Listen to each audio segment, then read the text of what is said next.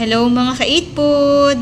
Ito yung ating handa during our celebration.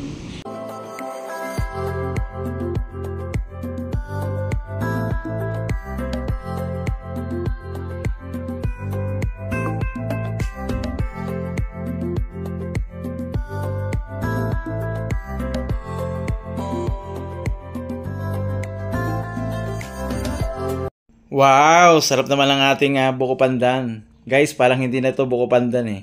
Combination na ng buko salad at saka buko pandan. May lagay na kasi siyang fruit cocktail, meron na rin siyang apple. At syempre yung pantimpla para sa buko pandan. At syempre nagpapasarap lalo yung keso.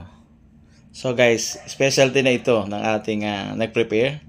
At lagi ito ang request sa kanya. Salamat sa iyong pag-share ng mga blessing na ito para sa ating simpleng selebrasyon ng ating pagdiriwang ngayong araw na to.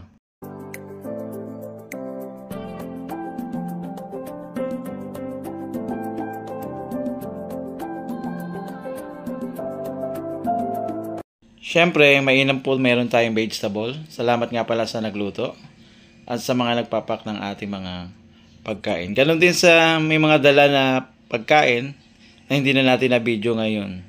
Katulad nga ng lumpiang Shanghai, yung chicken apritada, at saka yung gelatin, special na meron pineapple at keso.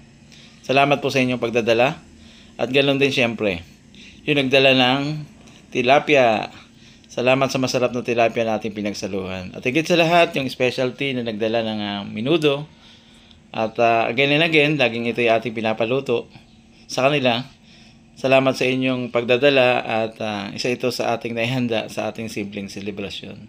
Salamat sa Panginoon at salamat sa kanyang mga ginawa para pagsaluhan natin ang mga pagkain ito. At sa iba pa na nagdala ng mga pagkain, biko, suman, pansit, at iba pa. Salamat po sa inyong lahat.